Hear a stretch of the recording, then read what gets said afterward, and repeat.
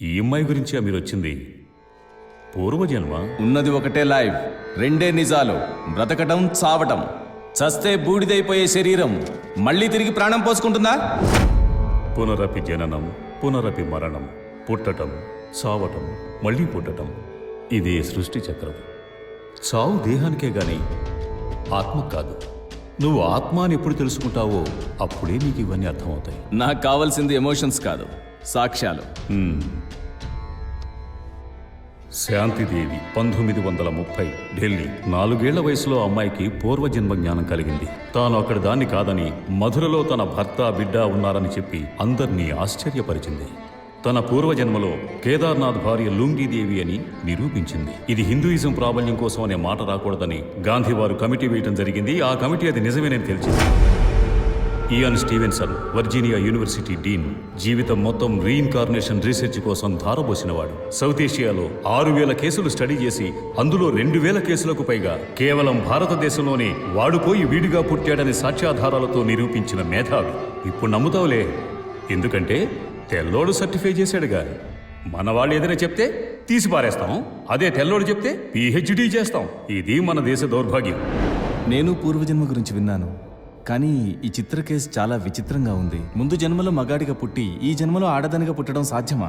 Gender change in reincarnation, it's possible. చుయై పుంగ్పై Thailand లో పుట్టిన ఇతను 4 ఏళ్ల వయసులో చెరువులో ఆడుకుంటూ మునిగి చనిపోయాడు. ఆ తర్వాత అతను అమ్మాయిగా పుట్టి తన గత జన్మ గురించి చెప్పాడు. త్రేతాయుగంలో రాముడి అందం చూసి మోహించిన ఎంతో మంది మహర్షులు ద్వాపర యుగంలో గోపికా స్త్రీలుగా జన్మించి కృష్ణుని సాంగత్యంలో పరవశించారట.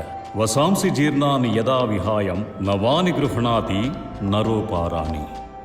ఎలాగైతే మనిషి పాత బట్టల్ని విడిచి కొత్త బట్టల్ని ధరిస్తాడో అలాగే ఆత్మ కూడా ఒక శరీరాన్ని విడిచి మరో శరీరానికి వెళుతుంది.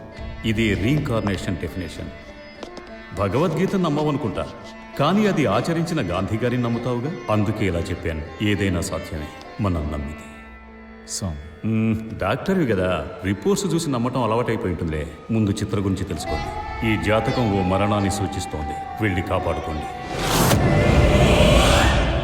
చిత్ర ఇంటర్మీడియట్ నుంచే మాకు తెలుసు. అప్పటికే తన ఆర్ఫన్, అందరితో చలాకీగా కలిసిపోయేది. అందుకే తనని మేము సొంత అమ్మాయిలా ట్రీట్ చేసేవాళ్ళం. మరి చిత్ర ఎడ్యుకేషన్? ఒక స్పాన్సర్ తను చదివించేవాడు. నాకు చిత్ర బాగా చదివే పిల్లని తెలుసు, కానీ చిత్ర గురించి తెలీదు. ఒక తెలిసిన ఆయన చిత్ర బాగా తెలివైన పిల్ల, మీరు కొంచెం హెల్ప్ చేయండి అని అడగటం వల్ల నేనే చదివించాను. ఇంతకీ మిమ్మల్ని అడిగింది ఎవరు? ఒక జైలర్. జైలరా? మీరు చూస్తున్న చిత్రాంగత సామాన్యురాలు అనుకుంటున్నారా? 8 ఏళ్ల వయసుకే తను ఏం చేసిందో మీకు తెలుసు. నువ్వెవరితో పడుకోవడం చూశాడో నిన్ను వదిలేసిపోయాడు. అందుకే నాకు ఈ కర్మ. ఎవరి గురించి మాట్లాడుతున్నావు? ఏంటా పెద్ద మాటలు? మీ నాన్న నన్ను వదిలిపోయినప్పుడు కూడా నేను ఇంత బాధపడలేదే. నువ్వన్న మాటలకే బాధ అనిపిస్తోంది. ఇంకొకసారి ఇలా మాట్లాడావో చంపేస్తాను. పోన్లే, చిన్న పిల్లని ఊరుకుంటుంటే రోజు రోజుకి దీనికి మాటలు ఎక్కువైపోతున్నాయి. ఎవరెవరికే అమ్మా, ఎవరెవరికే నాన్న?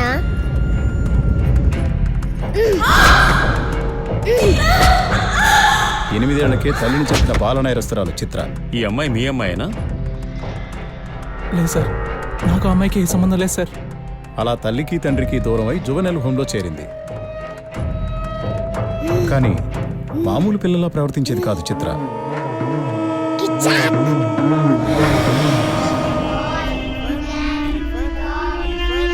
ఏంట్రా అది? అదేం పని చేస్తున్నావు చూడు. దానికి పనిష్మెంట్ ఇవ్వు.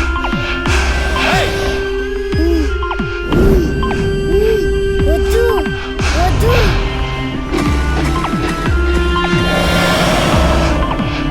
But she is a bright student. అందుకే తన బిహేవియర్ లో మార్పు తేవడం కోసం, తను సాఫ్ట్ చేయడం కోసం ఫాదర్స్ దగ్గర పెంచాలనుకున్నాం. తన గురించి మిగతా విషయాలు కావాలనుకుంటే ఫాదర్ ఇగ్నోసిస్ ని కలవండి. చిత్ర మిస్టీరియస్ గర్ల్.